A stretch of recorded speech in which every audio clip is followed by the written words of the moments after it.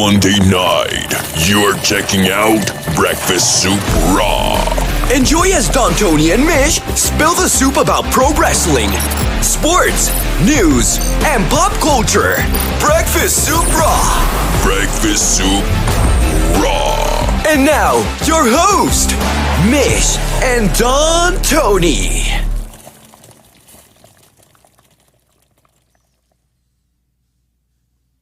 What an interesting night. Tonight, on Monday Night Raw, we had two turns. Damian Priest, I think, was a little bit expected. However, Edge, I tell you, man, those crazy eyes, what a way to close out Monday Night Raw. This is Breakfast Soup Raw. It is February 28th, 2022, the last day of February. I am Don Tony, and he is Anthony Missionary Thomas. What's going on, DT? What's going on, everyone? Not much. Enjoying a little bit of Monday Night Raw. Shout out to James Campbell. As we did over the weekend, and I guess starting Thursday, we'll get into your chats and super chats towards the end of the show, unless it's, particular conversation that we're having right now. Wow. What a way to end Monday Night Raw. I mean, look, I put the banner, the thumbnail up yesterday. I mean, I think we pretty much, simply by process of elimination, we've had a feeling that it was going to be AJ Styles versus Edge at Mania. I know a lot of people were holding out hope that it would be Cody Rhodes just to answer a challenge, but it felt like AJ Styles is more the fantasy match.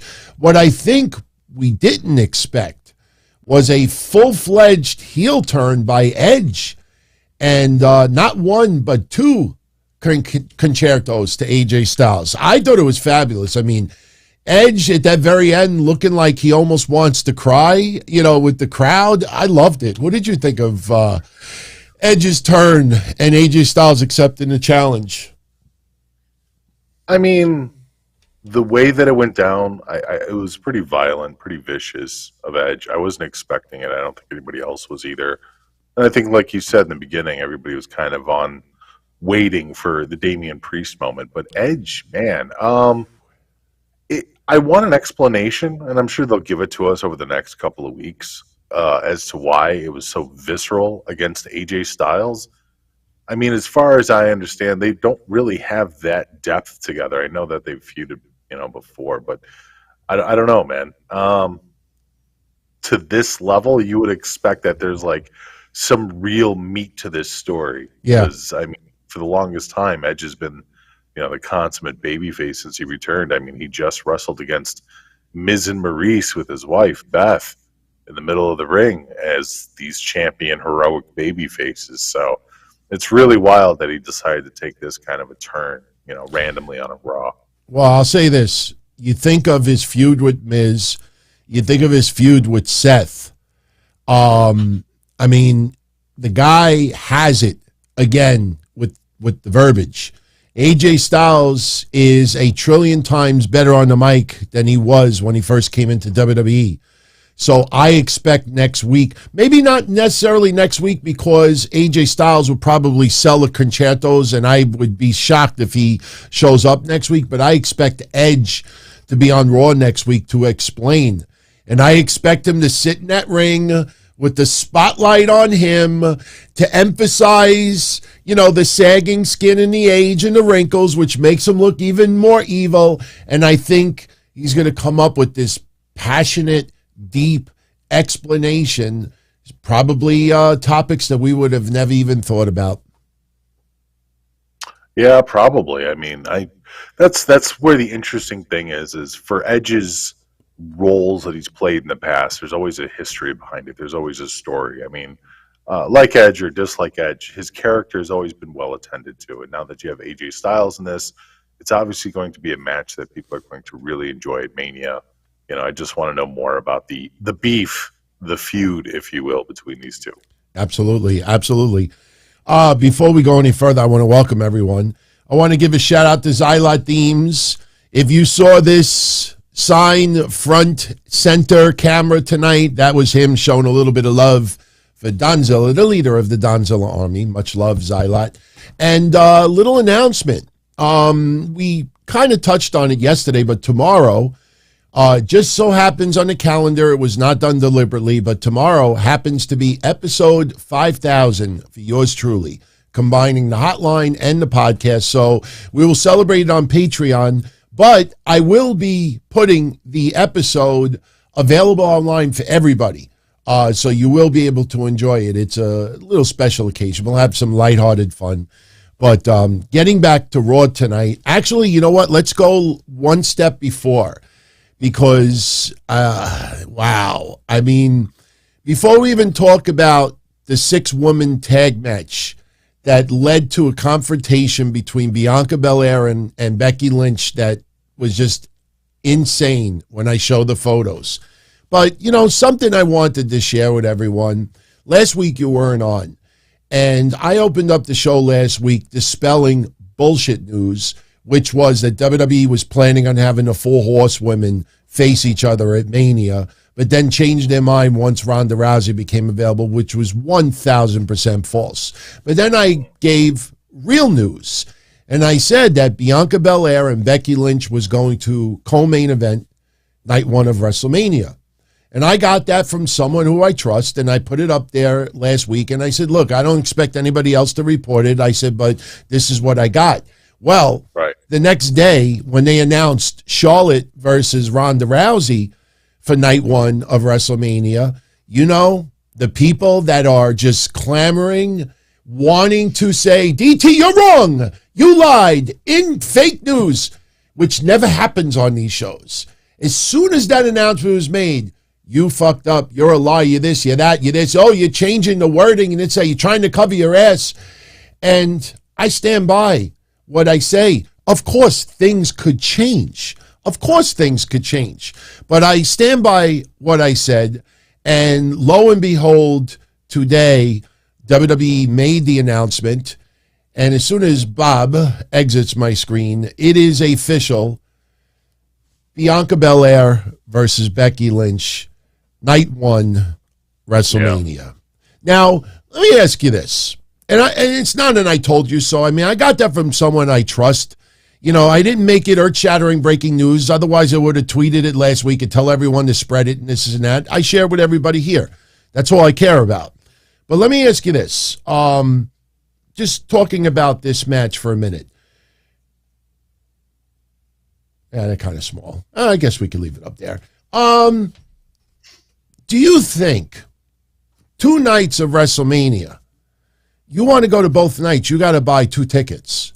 Yes. Do you think that WWE is making night 1 more women, family, pop culture? You know, you got Miz's match on Monday. You got the 2 women's main event matches on Monday. Do you think that they're basically doing that with the idea of maybe attracting a little bit of a different audience on the first night of Mania? I think that if people are buying Mania tickets, DT, they're probably buying Mania tickets for both days. I don't think that WWE is going to pigeonhole one day to be super family friendly and the next day to be very mature. Don't get me wrong. I would absolutely love that. I think we both would, because we know which show we can fly by and which show that we would pay a lot of attention to. And I think a lot of the fans that even listen to this show would also agree with something like that. But I don't have the feeling that WWE is going to sit there and pick and choose and pigeonhole, I guess that's the best word for it, all of their family-friendly content into day 1. It would almost seem self-defeating a little bit, you know, and the fact that you're already spending 2 days, well, technically you're buying the 2-day tickets, right, for Mania. A lot of people are also buying that 3rd ticket for the Hall of Fame, you know. Well, that comes with SmackDown. You get a 2-for-1. So you go to SmackDown, you get the Hall of Fame too. It depends on the deal. I was looking up the Valentine's Day deals that they had, which was 2-for-1 for Mania nights. But the Hall of Fame tickets were not included. You had to buy those separately. Oh, okay. Yeah, sure. Yeah. You know, so maybe the Monday. Deal. They got a lot of deals. Yeah. Yeah. Maybe night 1 is more heavy on the women's side because maybe attract more women to appear. I mean, I'm just thinking outside the box because I do find it fascinating. I mean, we talked about it, I think on Saturday that, look, WWE could end up having both women's matches on night one. I'm a little surprised at that. Makes you wonder, I mean, does it seem like the women's tag team match almost has to be on night two? Maybe. Yeah. I mean, it's like I said, it's difficult for me to even place where any of this is going to go. I would say the best way to structure your ideas is go from the main event. Yeah. Obviously where Ronda's match is going to go. Where's Brock and Roman going to go? Are they going on day one? Are they going on day two?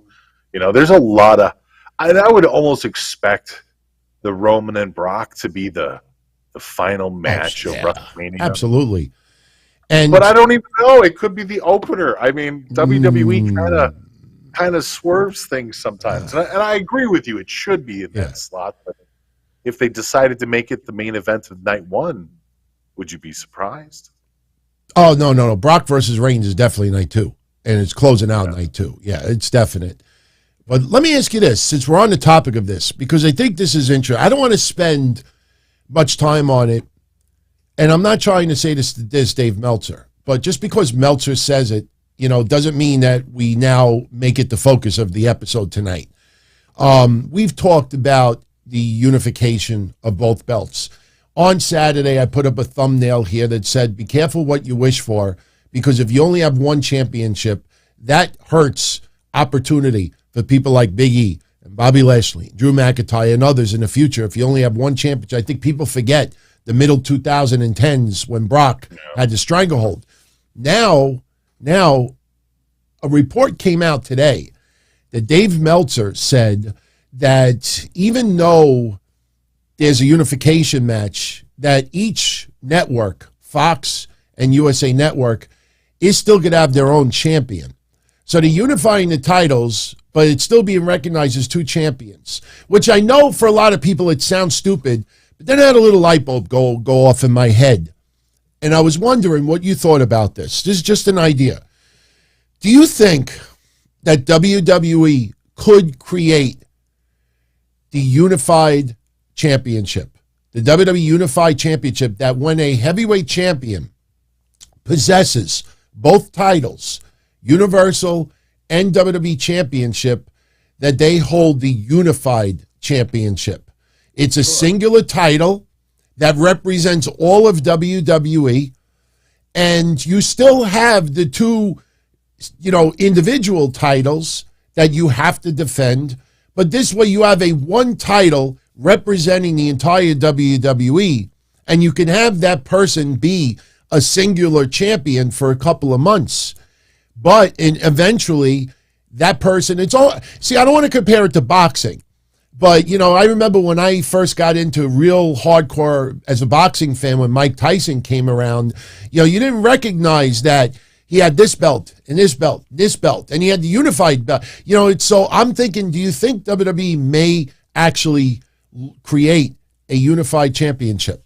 Sure. It's even simpler to explain. It's like saying the SmackDown is the AFC and Raw is the NFC, and they both win your divisional rounds. You win your divisional titles, and then you go on to the Super Bowl, and you win the cup.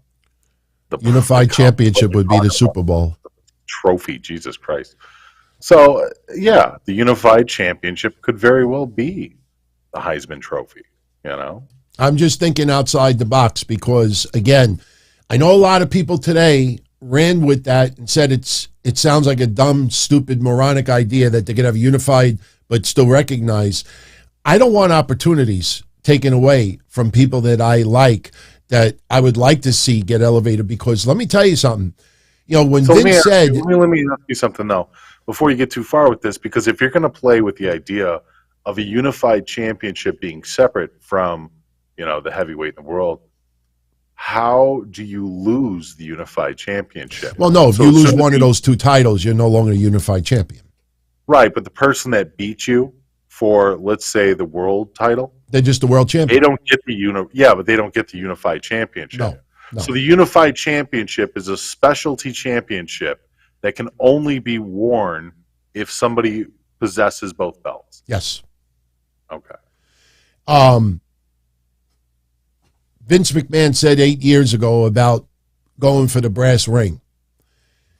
If you only have one champion, it's very, very difficult to give an incentive for people to go for the brass ring when that person is probably going to only feud, the champion's only going to feud with one person at a time.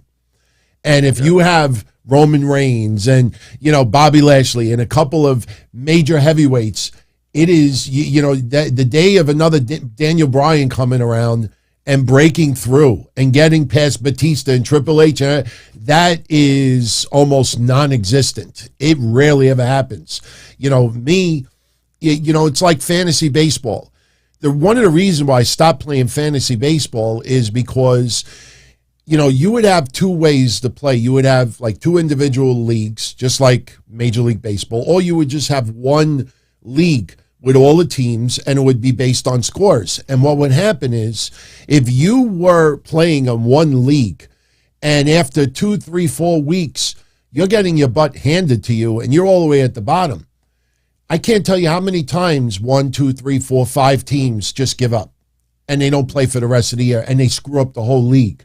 But if you have two individual leagues, and instead of having 12 teams, now you have 6 and 6, okay, now I only have to overtake a couple of people and I might land in the playoffs.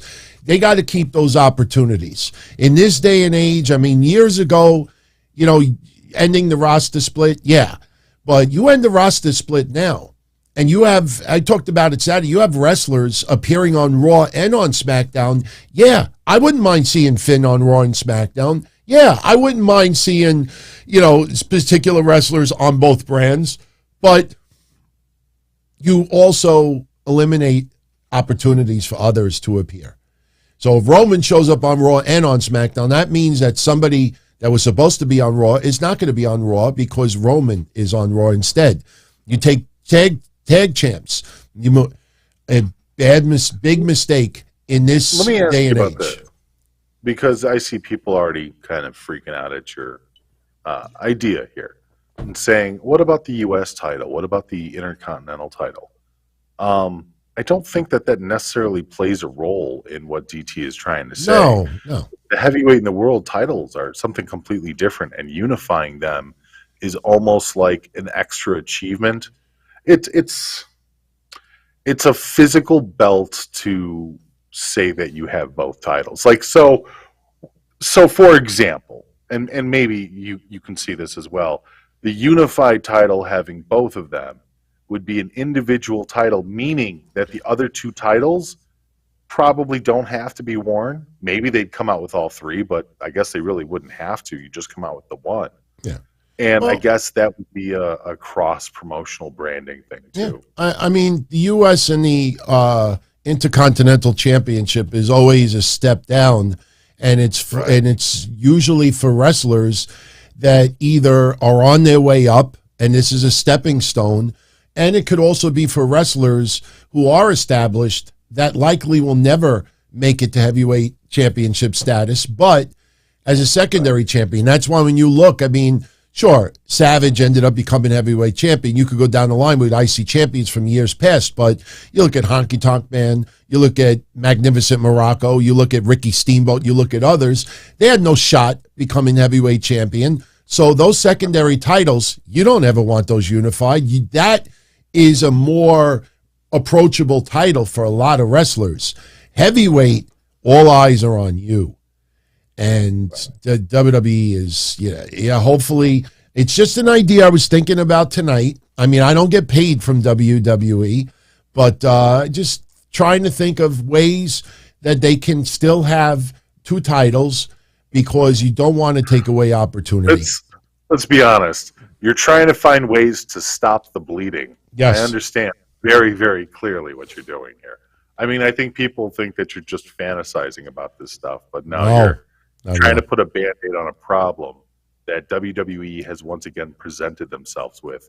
And like other people are even saying, too many titles, enough with the fucking titles already. Dude, I completely agree. They have a lot of titles in WWE, but it's almost like, and maybe other people see this too, they have a lot of titles in WWE, but it's almost like, and maybe other people see this too, they WWE adds titles in order to stop the bleeding. At least in order to tourniquet the bleeding. It doesn't stop it. It's a temporary fix. Mhm. Because when they had too many women, what they do? They added tag team belts for the women. Yeah. When they had too many people sitting around catering, what did they do? They added 24/7 title. Now Speaking they're of getting rid of all these people, but yeah, go ahead. speaking of tag belts, on Raw tonight, Carmella and Queen Zelina accepted the challenge of Sasha Banks and Naomi. Now, I'll be honest with you. We talked about it yesterday briefly, and I'll say it again now. I personally think that Sonya Deville has to be involved in this storyline still. You can't take all these months of Naomi and Sonya feuding and then just allow Naomi to go for a championship at WrestleMania. Sonya Deville has to get involved in this, whether Sonya says no and Vince or Adam Pearce overrides her, or something happens prior to Mania where she loses her powers. But, I want to see. I mean, I talked about this yesterday. I think it goes one or two ways. Either Naomi, I think I said Saturday, Naomi either gets the title shot and wins and is rewarded for, all her hard work, or it's a swerve. Sonya uses and abuses her power, and maybe this leads to Bayley returning. So just something to throw out there, something to think about. So let's talk a little bit about Raw tonight. And we're not going to go in exact order. I mean, some of the things were kind of cacas. Some of it stood out. And the thing that stood out for me tonight was this match. We had a 6-woman tag team match tonight. Rhea Ripley, Bianca Belair, and Liv Morgan defeating Nikki Ash, Becky Lynch, and Doudrop. Bianca hit the EST on Nikki to get the pin, but the big story coming out of this match was Bianca Belair whipping the shit. I mean, Mish, this reminisced to when Charlotte and Ronda. Was this the Charlotte Ronda Rousey Singapore Kane moment that really intensified their feud? Because we remember that shot when Bianca hit Sasha with her hair at last year's WrestleMania. That is actual. That is not makeup. That is actually from tonight. For those that didn't see it, Becky Lynch during the match grabbed Bianca's hair, and Bianca snapped and just repeatedly whipped the crap out of Becky. Now, remember, everyone, remember something that Mish and I said about 6 or 7 weeks ago when we first started talking about Bianca versus Becky at WrestleMania. We're not saying it's going to happen, but do not discount to escalate this feud even further and to get even more heel heat on Becky Lynch. There's always that possibility that Becky chops off Bianca's hair. What do you think, Mish? I mean, any chance? Very interesting. That would be a lot. I enjoyed it. I enjoyed the segment. I think it's nice to see Becky kind of get beat up a little bit. That's what she's good at. She's good at recovering from that. She looks better when she's a little bit beaten. And I mean that in the sense of her character, not physically. It surprised me. It makes me wonder, like, if that's legit, then what the hell was in Bianca's hair? Because, I mean, I've had long hair most of my life, but oh no, it's like a whip. Yeah, that's what I'm saying. Is like I don't know, man. That's pretty rough, dude. That's like a rope. That's like getting a real tied up thick rope and just. Oh my God! You could do damage with that, honey. Come here, get some rope. Instead, try it on her. No, that shit could do some serious damage. But I'm wondering. It just seems like a lot to come out of just her hair. Obviously, it's an extension, But oh man, it just like a lot, dude. I could see Becky Lynch. I mean, it's a beautiful visual. Visually, that's a great shot. I could see Becky handcuffing Bianca to the ropes and grabbing one of those Brutus beefcake hedge clippers and literally just chopping that shit off her hair. But then you would have Becky with the hair. She's obviously going to have a receipt. She's got to start whipping the shit out of Bianca Belair in return. I mean, this could get nuclear between the two. I mean, look, we're not saying it's going to happen. I mean, here we try to think outside the box. Sometimes what we say happens and sometimes it doesn't. But all I know is that you look at this up close. There's got to be some massive receipt coming from Becky Lynch for that.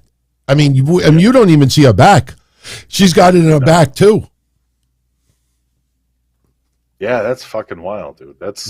That'll be very interesting. That'll be very interesting to see what she does in order to respond to that. Yeah, it was pretty wild, man. It's pretty wild. By the way, everyone, since we just mentioned Carmella and Zelina, I did watch the first 2 episodes of Corey and Carmella. We'll comment on that in a few minutes, but let's get through Raw a little bit because we already, believe it or not, we're almost halfway through the show already. Time flies when you're having fun. The opening tonight, you know, once again, Kevin Owens throwing shade to Texas, you know, coming out with the hat and mocking Texas, and he's in the ring with Seth Rollins, and they invite the Alpha Academy.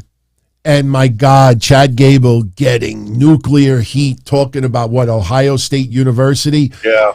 What do you think about that shirt? It almost looks like an NBA like swish. Yeah, like swoosh. That's what it looks like. It's a swoosh instead of a swish. Absolutely. I like it. It's good merch. Yeah. I didn't have to pick one up for real. But, you know, they have a little bit of a back and forth. Next week is the tag team title match.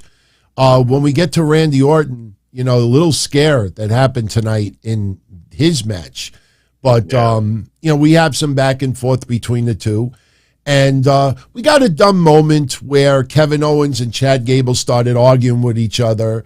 And Chad is going, shoosh. And Kevin Owens is like, shoosh, shoosh, shoosh, shoosh, shoosh. Kevin Owens stuns Chad Gable. We go right to commercial, so you know it's leading to a match. I thought originally it was just going to be Kevin Owens versus Chad Gable, but we come back from commercial, and it's actually a tag match between the two. Yeah. And lo and behold, of course, it was non-title, but lo and behold, Seth Rollins and Kevin Owens win the match, but not the tag team titles. And I don't know if you took notice of this, but there was a couple of times mentioned on tonight's Raw that the tag team titles must be defended at WrestleMania. And I know that's common sense for a lot of us, but they went out of their way to say it like 3 or 4 times tonight. And I'm thinking, if Kevin Owens is going to have interaction with Steve Austin, unless it's just the Kevin Owens show, you know, I can't see Kevin Owens getting a beatdown from Steve Austin and defending the tag titles at Mania. So, are you with me that it seems like Alpha Academy may retain next week? It seems like that would be the only option if they're going to push anything forward with Kevin Owens and Steve on any kind of fucking level. Yeah, they have to retain. They absolutely must. If not, then it might just be, like you said, like a segment or a one-off or a Kevin Owens show or something weird like that, which, I mean, those can be fun. You have those fun little moments at Mania. But, I mean, for as much build-up as Kevin Owens is giving it, you want to see more than just Stone Cold come out there and drink a beer and stun Owens a few times, you know? Absolutely. Absolutely. You know, great match today. But I think that was a telltale sign that Seth Rollins and Kevin Owens are not winning next week. I just get that vibe, and especially with the progression of Randy Orton and Riddle. I mean, unless something majorly changed behind the scenes, it doesn't seem like that path has changed at all. But it would be pretty wild to have Edge. Damian Priest, I think, was expected, but it'd be pretty wild that within 2 weeks, we may have Edge and Randy Orton both turn heel. Yeah. So it'd be pretty wild. So tonight we had Omos pretty much destroy T-Bar. You know, I feel bad for T-Bar because after this match was over, he went on Twitter and he said, "I promise I'll keep on trying." And when somebody is that big, Retribution, even though we're not supposed to remember that, when you write something like that on Twitter, that doesn't look good. But, Once again, AEW radicals getting a little triggered tonight because when Omos was getting interviewed, they used the term rampage. They said, Omos, your WWE tenure has been nothing but a rampage. Did they say what I thought they said? Yeah. Rampage is an adjective. It could be a noun. It could be an adjective. But pretty much squash match. I mean, Omos attacks him before the bell, and I guess that was a way of a nice little vignette package beforehand too. Yeah, I mean, it was nice to know that WWE isn't trying to like shuffle Omos under the bridge or under the rug or anything else like that. So he still needs some kind of a direction. I still like our idea when we were talking about MVP. Maybe now stepping in the role to help Omos while Bobby Lashley is recovering. I love that idea. On that same note, though, too, it was nice to see the vignette package. So Omos definitely has something going forward. I don't think it's going to be with T-Bar, though. I don't think there's going to be some muffins for T-Bar. Yeah. We had tonight Tommaso Ciampa beating Robert Roode. Now, tomorrow in NXT, we have Braun Breaker and Ciampa teaming up to take on Ziggler and Roode. They will be facing off on NXT. We'll do a preview later. Ciampa looking good. They changed his entrance music. I'm not a fan of his new music. I don't know why they felt the need to change it. I don't understand why. It was good. It's nothing that, it's a nice little tune to it. Is this a permanent change or was it just a one night only? Why would they change it just for one night only? I don't know. I don't know. I hope that they, what? He's still doing a little bit in NXT. It's going to be interesting to see what music we hear in NXT. I have a feeling we'll hear his old music tomorrow. But, Dolph Ziggler outside the ring. Braun Breaker, not outside the ring for Ciampa, I should add. But Dolph is outside the ring. After the match is over, Robert Roode lays out Ciampa. Ziggler in with the beatdown as well. And, this is to set up tomorrow's match on NXT. Right, exactly. So, not too much there. I said this 2 weeks ago, and now I think it's actually going to happen. 2 weeks ago, I said, are we going to get Tozawa and Tamina double dating with Dana Brooke and Reggie? Last week, Tozawa teasing a little kiss, wanting a kiss from Tamina, and she's like, fuck no. But tonight on Raw, we had a mixed tag match. And Reggie and Dana Brooke beat Tozawa and Tamina. And after the match is over, Dana Brooke, I'm sure her fiance loved that, she just plays tonsil hockey with Reggie, and she just throws him to the floor. No pin, obviously, since she's the champion. But after she finishes playing tonsil hockey with Reggie, you have Tamina outside the ring, and she's looking a little bit jealous, like, oh, yeah, you think that looked good? She grabs Tozawa, and Tozawa is just in shock. And Tamina is, giving him a little bit of snooker loving as well. So it doesn't look good of seeing a snooker taking advantage of the opposite sex. I'm sorry. But do you think we're going to get those skits of the double dating? It looks like that's where it's going to go. It's going to be more of a comical fashion. You know what? Anything surrounding these four should kind of be comical.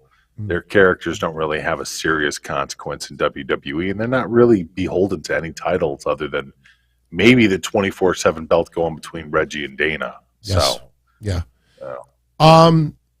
Surprise tonight. We have Ray and Dominic. They came out, cut a promo, talking about Logan Paul and The Miz. Miz comes out alone. Obviously Logan Paul is paid by the day, so he wasn't going to appear. And, they basically Miz. Oh, by the way, you probably won't see this online. And look, it's not a big deal, but we definitely should bring it up. WWE had a little bit of a faux pas with a tweet that they posted earlier tonight. Do you know, I mean, everybody knows one of Miz's, his phrases when he gets the fans pissed off. He says, when my hand goes up, your mouth goes shut. Right. He's been doing that for years. So tonight he did it again. My hand goes up, your mouth goes shut. Well, WWE decided to tweet about it, and they deleted it within about 30 seconds because obviously with all the references of Putin and Hitler, this is the tweet that WWE put up today. And almost within 10 seconds of this tweet going up, everybody's like, what the fuck you thinking, WWE? Do you know what that looks like? Some people actually responded, I hit the... So they deleted the tweet. You know, I don't think there was any... I think that's a little bit ridiculous. But look, man, we talked about it yesterday with Kane. Glenn Jacobs talking about, you know, the war in Ukraine. And, you know, as I said yesterday, I don't know how you feel about it, but, you know, I understand why he said it, and he actually made valid points.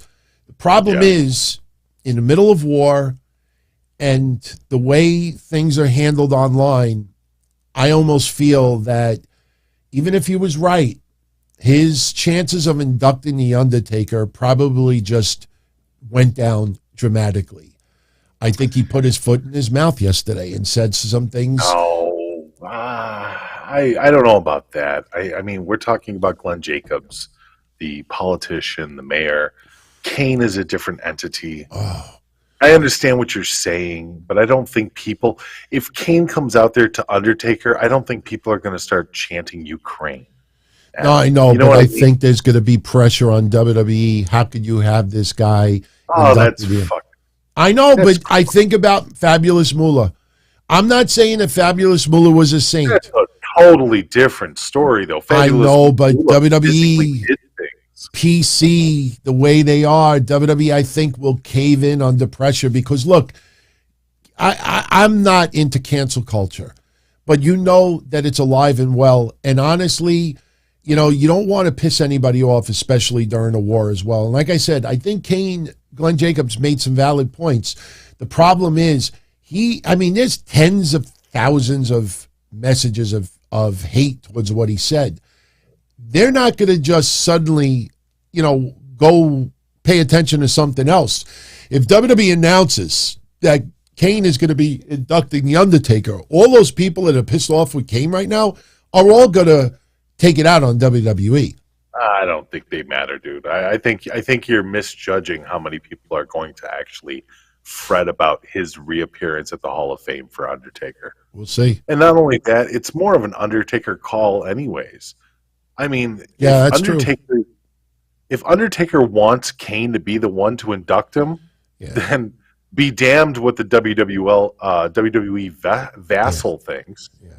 Kane is going to be there to, you know, induct Undertaker. And just because a couple of, you know, fans are hurt by what Kane said, I just can't believe that you're going to cancel him for his opinion. You know what I mean? Yeah, it's a war. You're absolutely right. Thank you, Bianca Belair. Jesus Christ. Yeah. But come on, what's up? Happy anniversary. Today's his birthday. Oh, that's right. I did mention it yesterday. Happy birthday, Kevon Lewis. Happy birthday. All right. So I got the Bray Wyatt kids on loan in the background. So I don't know. I just, you know, it's just I understand the sensitivity of the situation. It's not like I'm blind to how sensitive this Ukraine-Russia topic is. I get it. And as a political elect, Glenn Jacobs has a duty to his citizens and to his office to be honest about the way he feels. Now, could he have worded things differently? Absolutely. Just because Glenn Jacobs is a very intelligent man doesn't mean that he doesn't succumb to the same social mistakes that a lot of people do, that a lot of us do.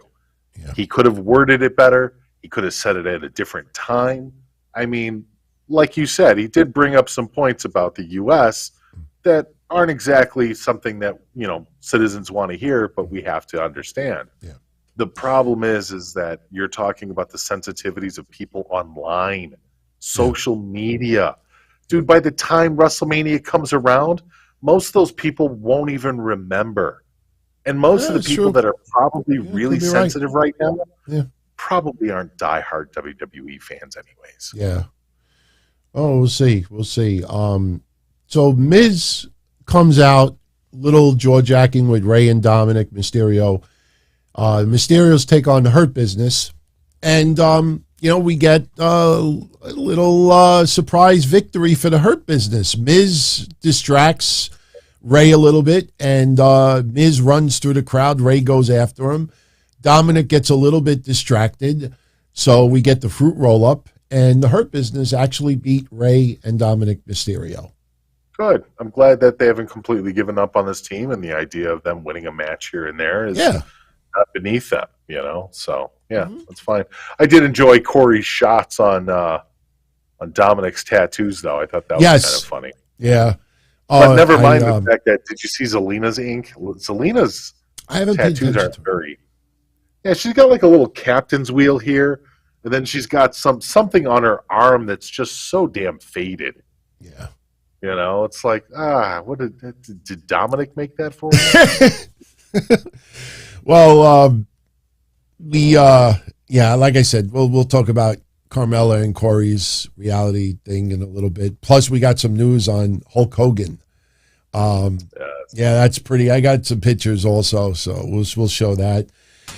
Damian Priest versus Finn Balor for the United States Championship. I was not expecting the title change. Finn Balor defeats Damian Priest. Crowd was obviously much more behind Balor than Priest. But after the match is over, Damian Priest gets the microphone and he starts ripping on the fans. That Finn Balor won because of the fans and their cheering and their support and their strength to Finn. They never did that for Damian Priest. He doesn't need them. And he cheap shots Finn Balor, beats the crap out of him, takes him outside the ring, throws him through the table, kind of puts that razor's edge through the table. And Damian Priest, full-fledged heel now. You and I have, and we're not the only people. I mean, almost everybody tuning in right now thought about it as well, and other shows too. It seemed almost like WWE was intentionally trying to get the fans a little bit under Damian Priest's skin, with all the DQ victories and him looking constipated, with that evil, dumb look on his face. It almost felt like WWE deliberately tried to not get the fans totally behind him. So if it seemed like the fans were really getting behind, we'll do a DQ victory. And the fans will be like, what the fuck was that? And then Damian Priest can't help himself. He gets DQ'd again. Fans get pissed off more. So it seemed like for about 2 months, WWE was grooming, the fans to be a little bit irritated with Damian Priest. Now he turns full-blown heel. What did you think? Because I thought the match fell flat tonight. The match didn't seem to really get wheels until the very end. But I like the turn. It's going to be interesting to see Damian Priest as a monster heel in WWE. We've been waiting for the heel turn for a while now. We've been seeing it. He's gotten further and further away from the virtuous, fun babyface that he was with Bad Bunny. When he was naturally over with the crowd and the crowd, were excited to cheer for the guy, that guy's been gone for a while. The whole turn, though, the fans, he's blaming the fans. I don't know. It didn't make sense. He's like, they never cheered me like they cheered you. They never cheered me for my hard work. I'm like, dude, people went absolutely apeshit for you with Bad Bunny. They went apeshit for you for a while. Out of all the people that came up from NXT, can we be honest, especially in this recent crop, Damian Priest is the one that we all thought, oh shit, this guy made it. This guy beat the formula. WWE likes him. He's over with the crowd. He's selling merch. People enjoyed watching him. And it was so weird for him to blame the fans. It doesn't even make sense continuity-wise. He could have said a lot of other things. He could have said that the guys abandoned him in the back. He could have felt like he could have said something like, I feel like I've been alone this whole time. He could have said that, but to blame the fans directly and then turn heel because of that, no sense. It made no sense. It was a bad turn. Yes, SRH John Punishment Martinez absolutely was a heel in the past. Even in when you go back to like his days in the indie scene and even Ring of Honor. But he, as far as WWE, since he's been on the main roster, there's been no sign of it. I mean, other than the nonsense we've seen for the last 2 months, with him, having a little snapping here and there. And happy anniversary, Joe Punches. Yes, happy anniversary. Happy birthday, too. It's his birthday also. Very nice, very nice. 37 coming up, right? 37? Oh, you're getting old. Not as old as me, though. But no, SRH John, yeah. Look, if anybody wants, and I got to say this the right way because Damian Priest, even on the mic, is a little bit different than his days on the indie scene. But if you want a little taste of him as a heel, because his arsenal is a little bit different as well, you could go on YouTube, and there are some matches there. And it'll give you an idea. If he goes back to his roots a little bit when he was a heel, I think you'll be surprised. Yeah, sure. But I mean, like, the whole idea, people are saying that we shouldn't be surprised because of the split personality. I think that they've said that a couple times on commentary. It's not a split personality, though. Like, that's a totally different disorder. What Damian Priest is doing is what we call a temper tantrum. Yeah. He's literally a 5-year-old that didn't get his favorite candy for dinner. That's what he does. When he loses the match, he throws a temper tantrum. When he doesn't get what he wants, he throws a temper tantrum.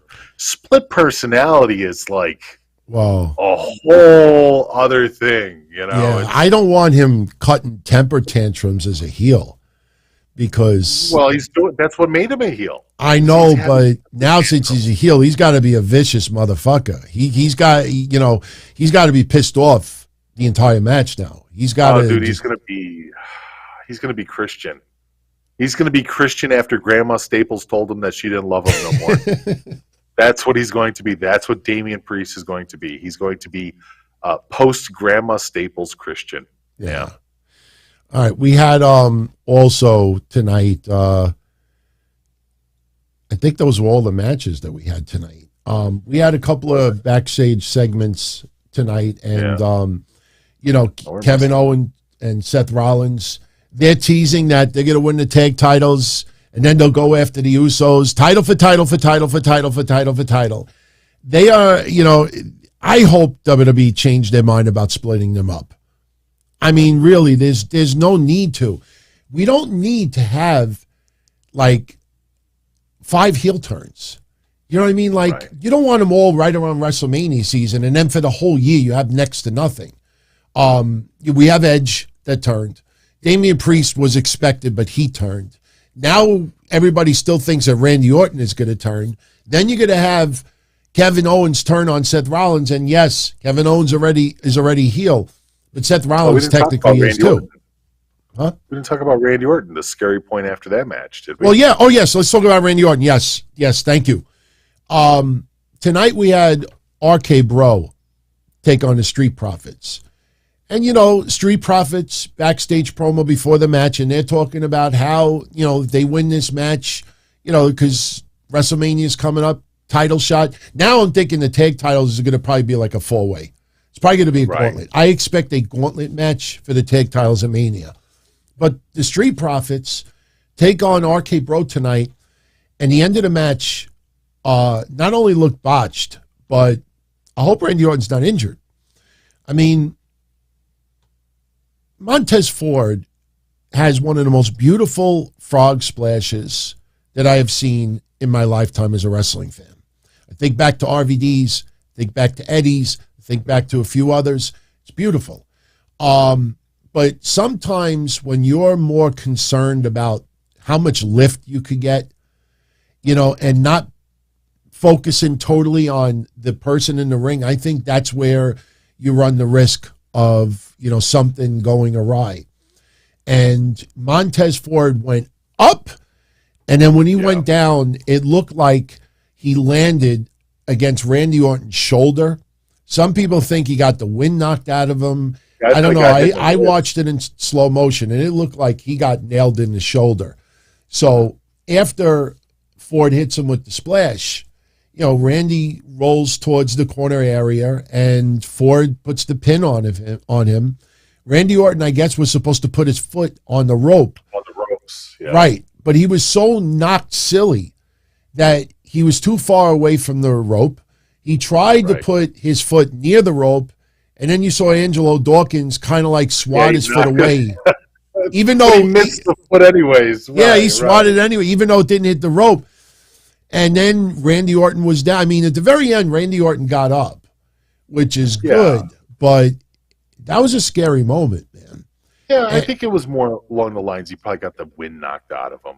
Because you had Riddle there immediately afterwards, and that wasn't like, oh, this is my tag team partner there. That was like, dude, are you okay there? You know what I mean? So yeah, I saw that. I noticed that, and he kind of did the whole, just give me a second. So if Randy Orton is injured, I mean, that would be fucking horrendous. I mean, the timing couldn't be worse. Yeah.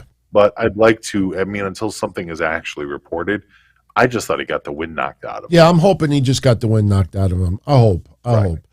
Doug Eaton, I never said that Riddle was going to turn on Orton. I just threw that scenario out there. I said, let's throw a little curveball. Do you think there's any chance that Riddle could be the one turning on Randy? It's fantasy booking is what it was. Yeah, I mean, it could still. I mean, I would love it. That would be a curveball out of nowhere. But Riddle is so beloved. And they turned the corner with that character.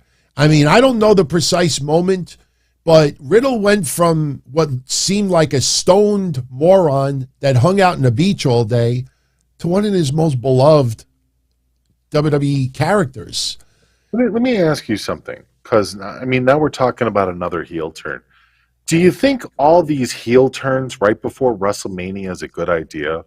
Don't you think they should save some of these heel turns for post-WrestleMania? Because you have a lot of people that are invested in their favorite characters or their favorite wrestlers going into WrestleMania and have already purchased tickets. And don't you think it's a little weird when maybe some of their favorites, maybe even a Damian Priest or an Edge, are now all of a sudden somebody that they're supposed to boo, even though they paid a ticket to cheer for Edge, to cheer for Damian Priest? I don't know, man. I mean, you're right. They could even turn Riddle before WrestleMania too. I don't know. Yeah. But I just think all these turns, seconds, like literally seconds before WrestleMania is supposed to go and hit the fucking show, I feel awkward about this. I don't feel this is a good idea. I feel that they should save these kind of things for after WrestleMania, when people want to freshen up their character, when people want to try different things. It's the perfect time to do it. And then there's a reason that Damian Priest could be mad. He goes to WrestleMania and he doesn't get cheered as much as a Finn Balor. And so then he's like, I was at the biggest show of them all as your champion, and now you didn't cheer me. Now you booed me. Like, then his people, his I blame the people for my turn would have made sense. He could have just simply gave a facial reaction to the crowd, and you could get the crowd against you, because all Damian Priest would have had to have done is, during the match, find the moment where the crowd is kind of booing you. And all you do is just look around the crowd like you're confused, like, why are you reacting this way? And then you can, if you want to go the cheap way out, then you could go, and then you just brush it off like, you do one of those. But without saying a word, you just look confused at the crowd, like, and then people could start a nasty chant to him, and you could just go like this, I want to hear it. Yeah. I mean, there's ways of doing it without saying a word. But I guess nonverbal cues matter. I mean, you're dead on point. That's half the point of having that level of charisma, is being able to respond to the fans in order to further your own storyline.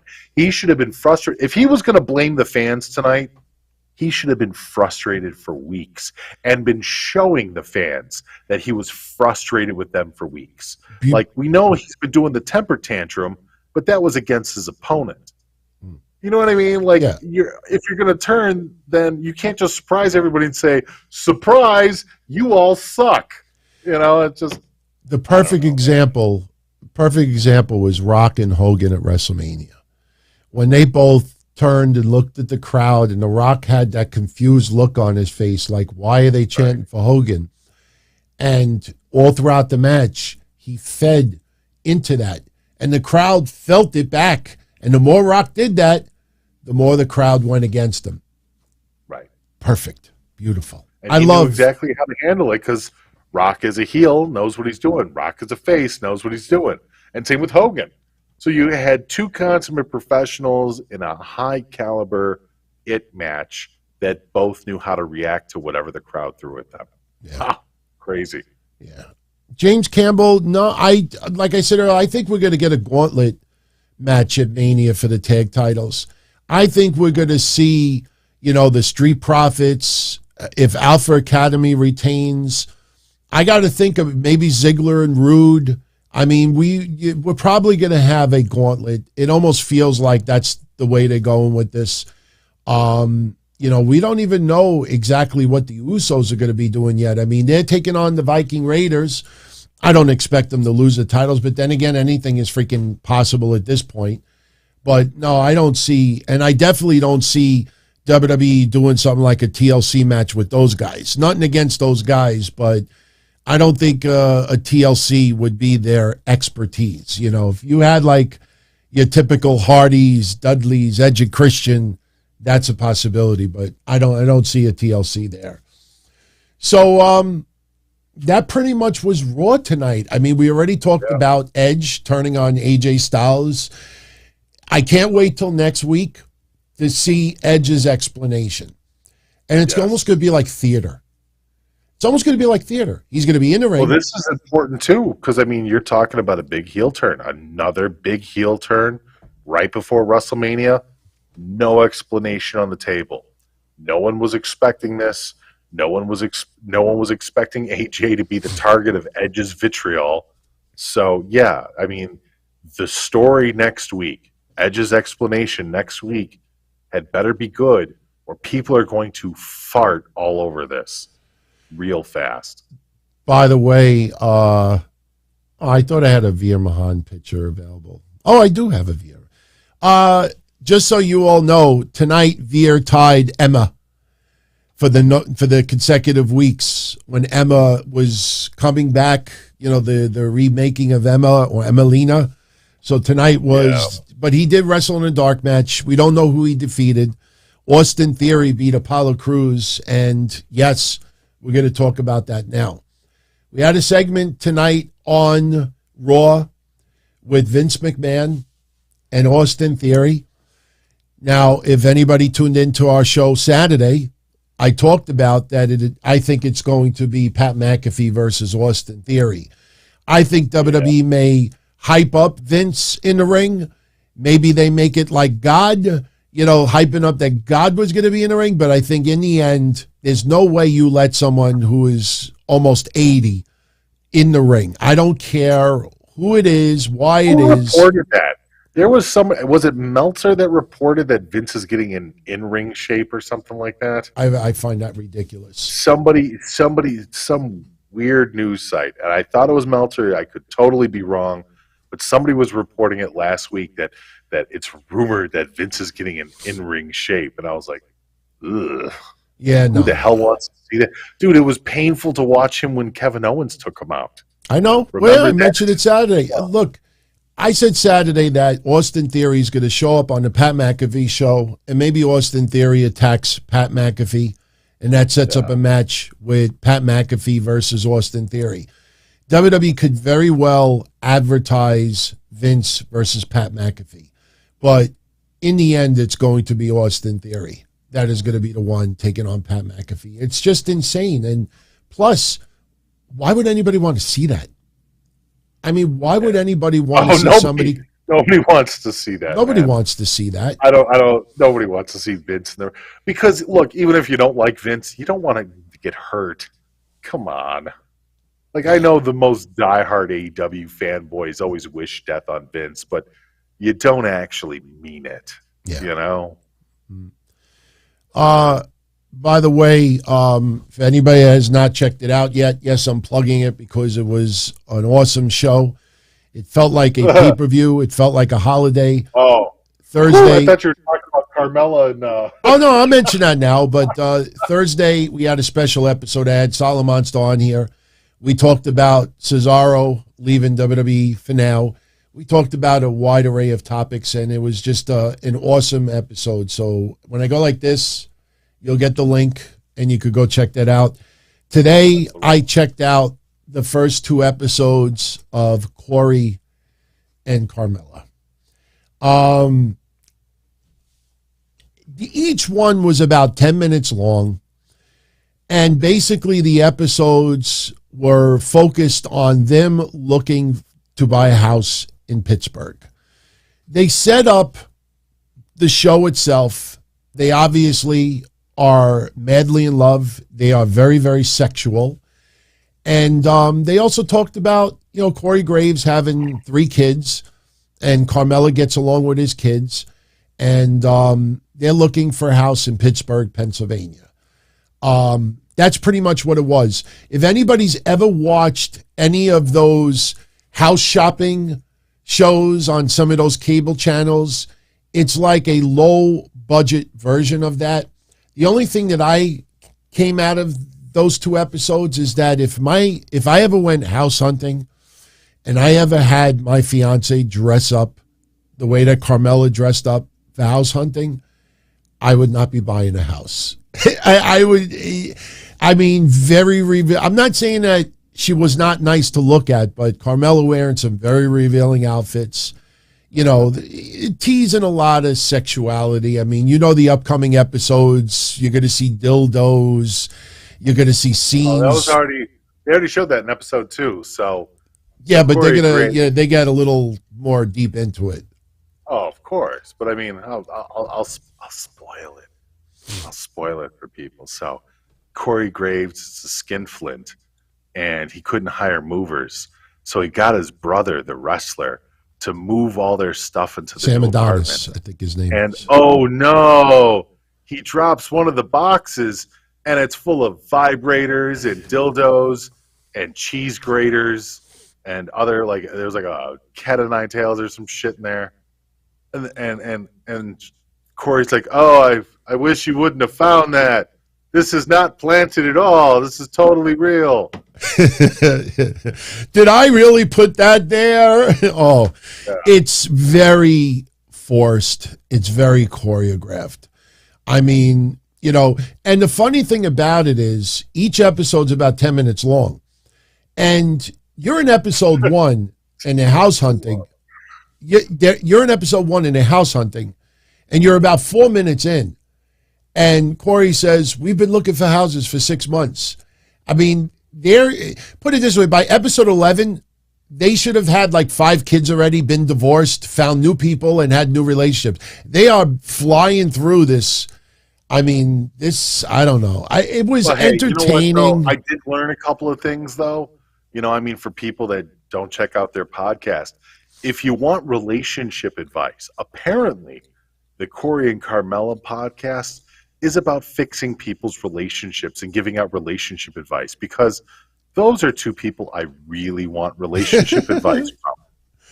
Yeah, take our advice. Don't do what we do. Yeah. I mean, look, good for them.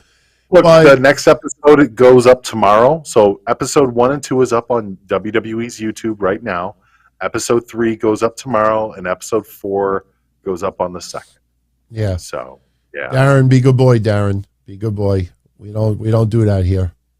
That's all I'm going to say.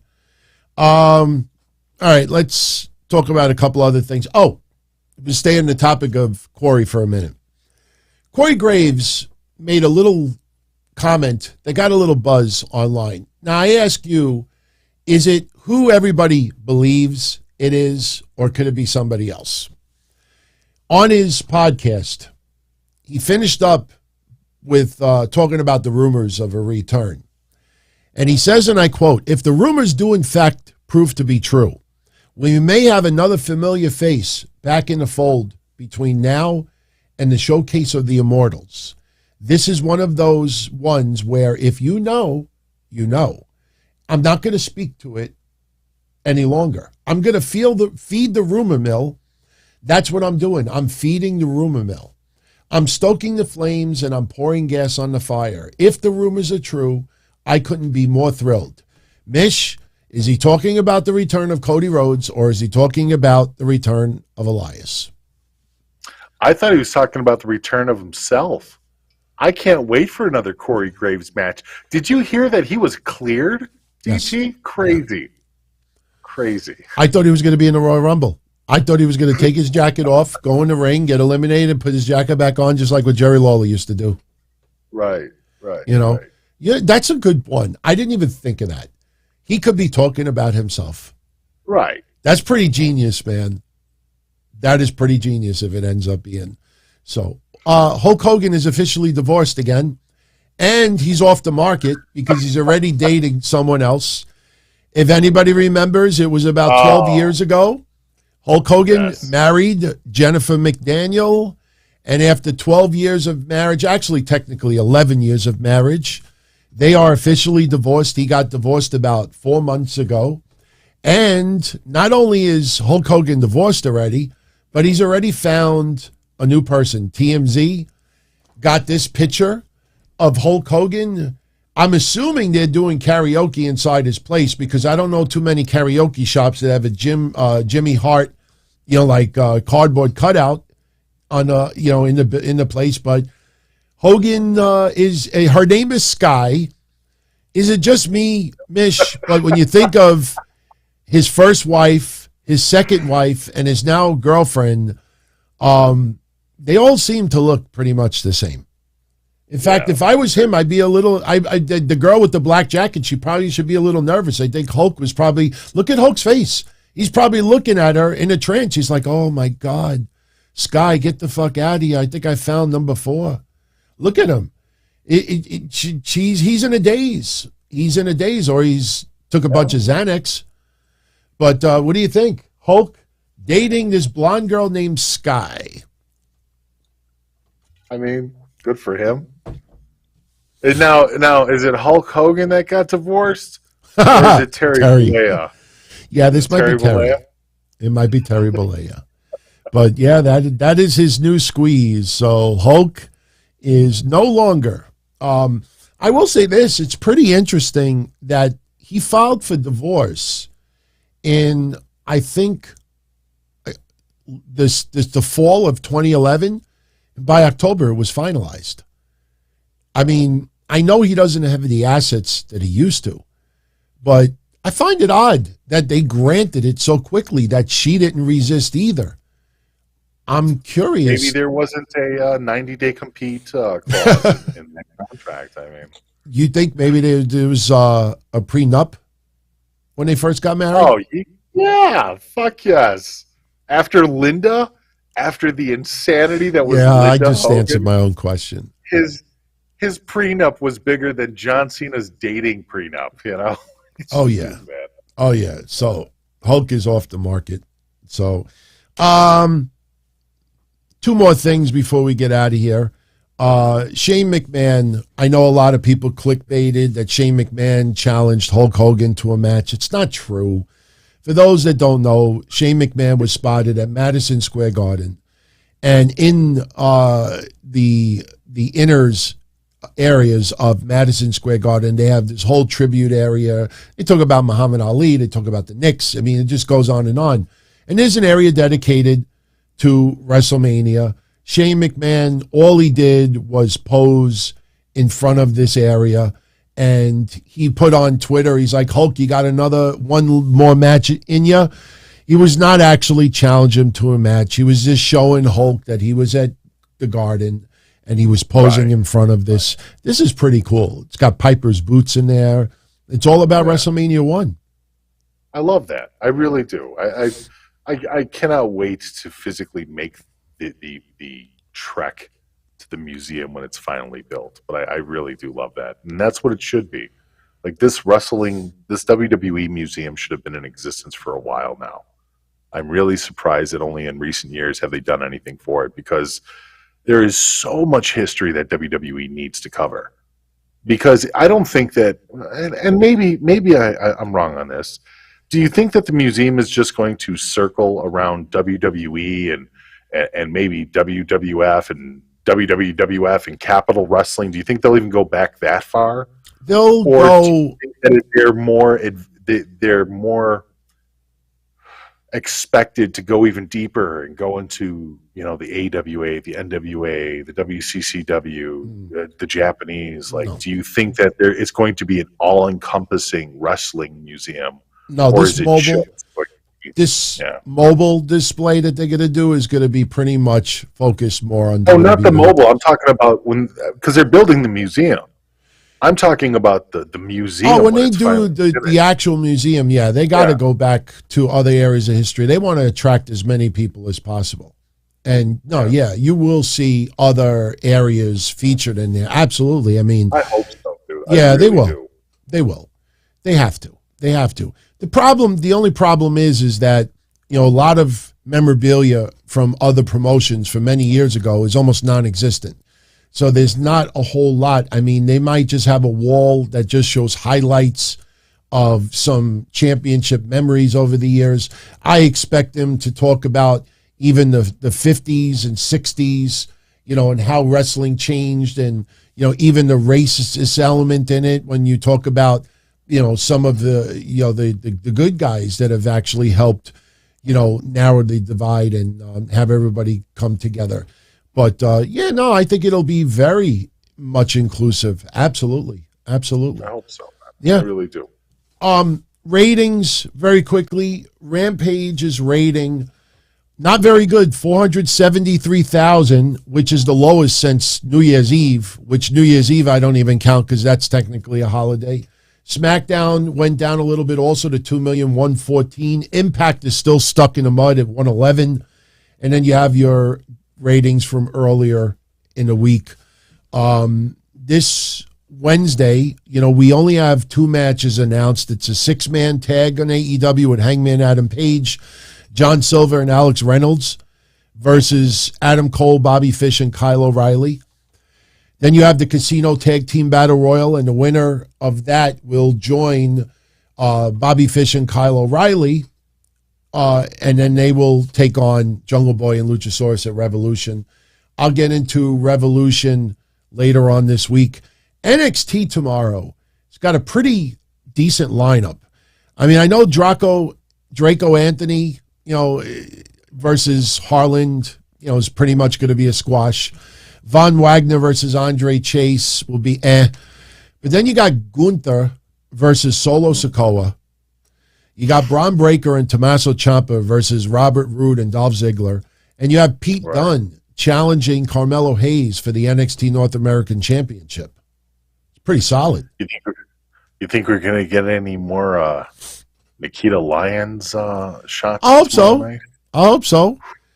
She's been the talk. I mean, she was brought up yesterday a little bit. I gave a little bit of a history. I gave you credit when you originally made me aware about the Lioness and WoW.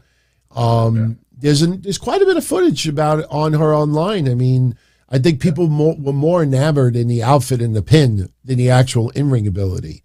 But if you want to go check out some of her previous work, there's some work out there on YouTube. Even some of her stuff in WoW, and it's pretty good.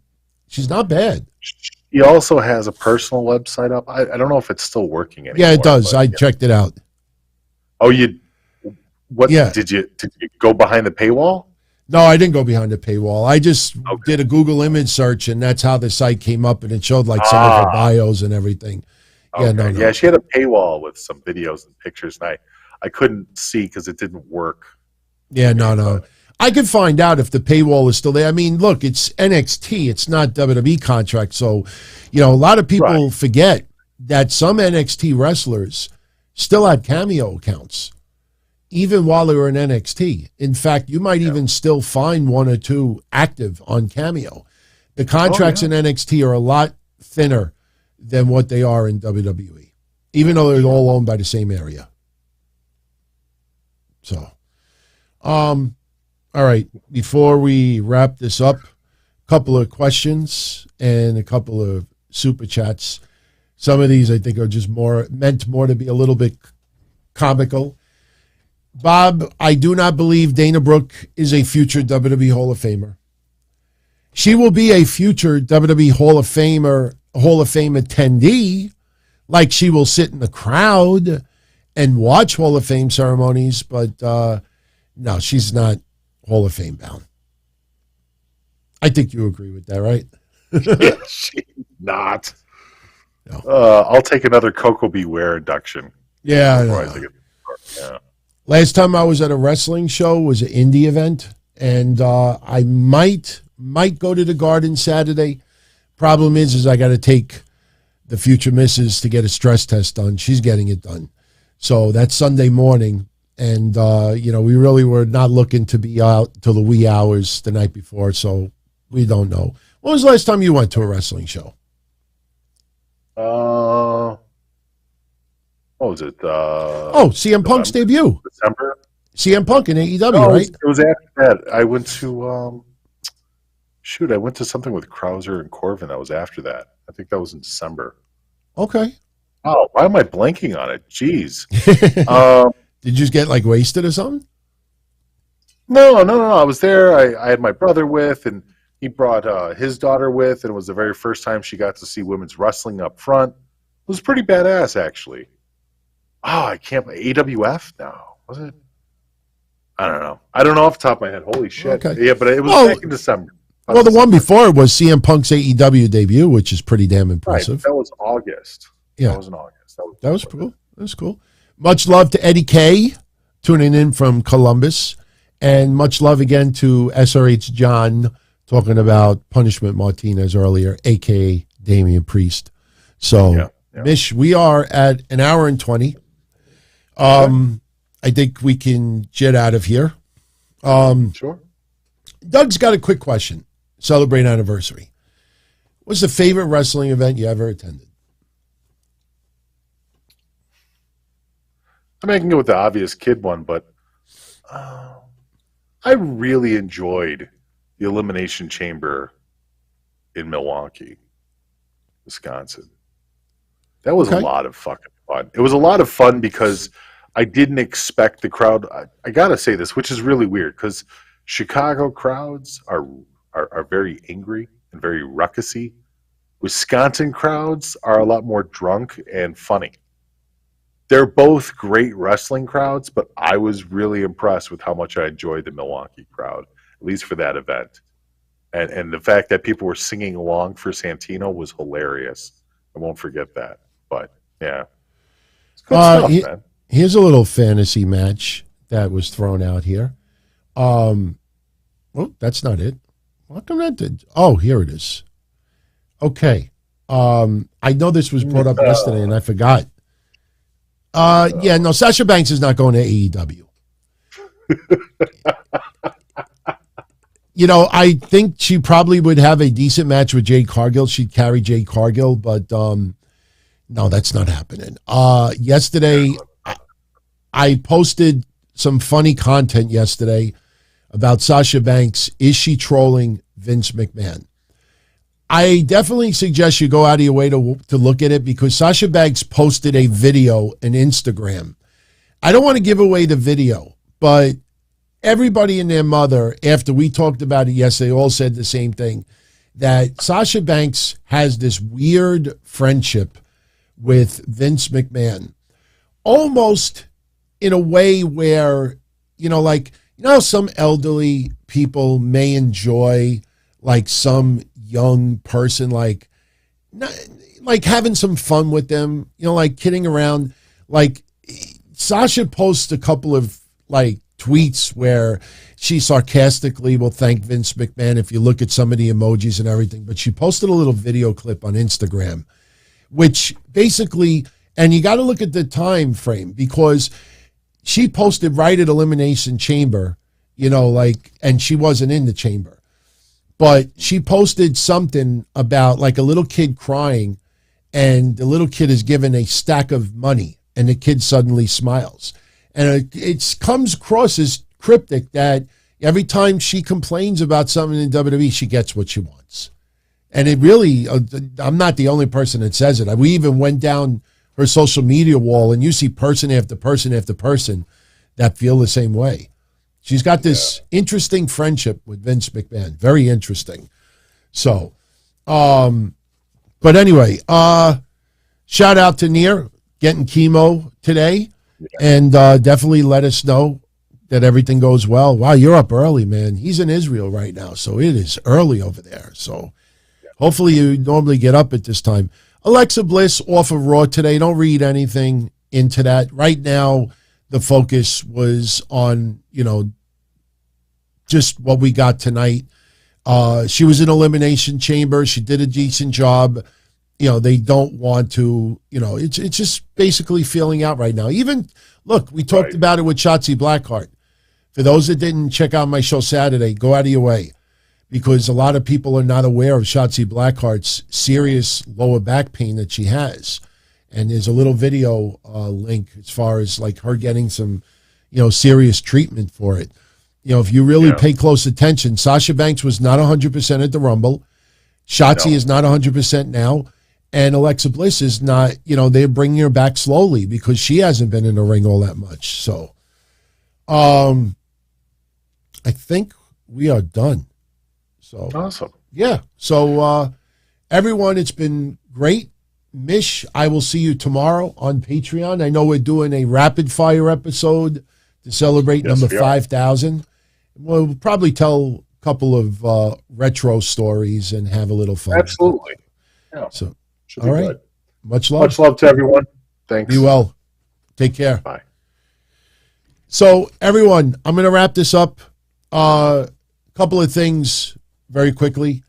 If you're not part of our Patreon family tomorrow, do not worry, because it is a special episode and we're going to have some fun. I am going to put the episode online for everyone. I might not be able to post it online until Wednesday. Just keep in mind that Patreon is audio only, so there is no video attached to it. But the episodes that we do there are totally different than what we do over here. So we'll talk a little bit about NXT as well. And this Wednesday, Tony Khan issues that announcement. I know a lot of you have been coming up with some great ideas. We talked about the possibility of maybe him having a little bit of financial interest in Ring of Honor. Some people think a streaming service, which I do not think is going to be, simply because if you read closely of what he's been saying, this is supposed to help wrestling, and it seems to give a little more opportunity. That's why I think he might be involved in another company. Rampage going 2 hours is another possibility. I brought up the promotion Terminus. I'm not saying that that's going to happen, but that is a name. Everybody was focused on Ring of Honor, and definitely understandable.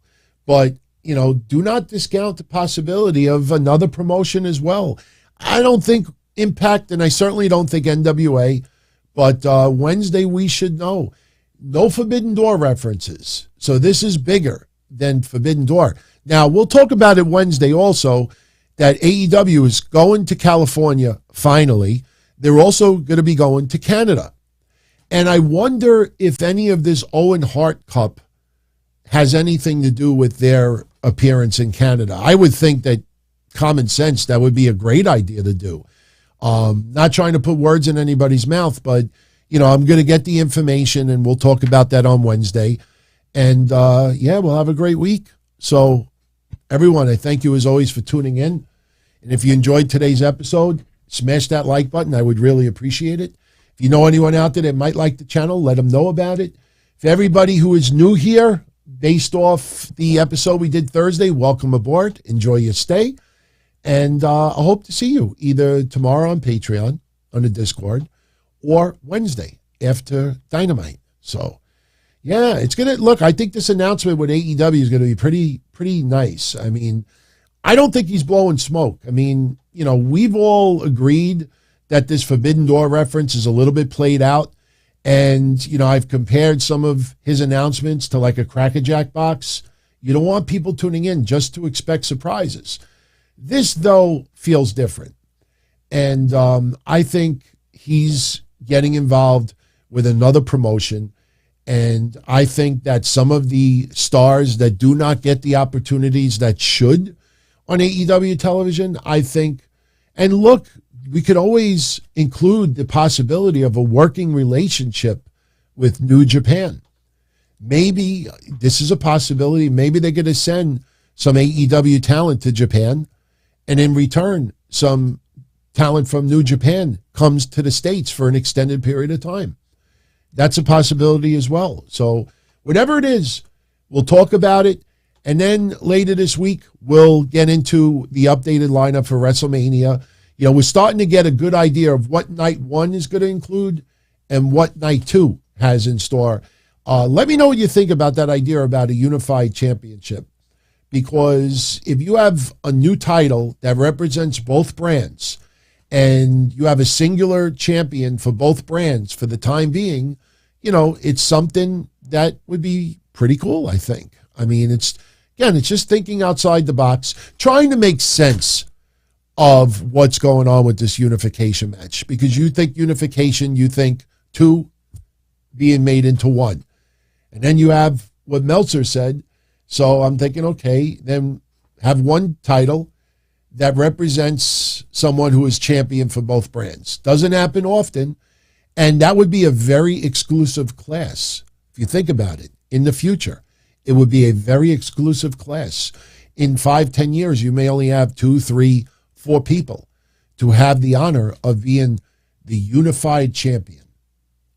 Something to think about. It's another accolade, but it's probably the highest accolade you could get in the championship department.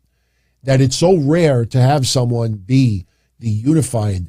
It's almost like when Chris Jericho was the undisputed champion.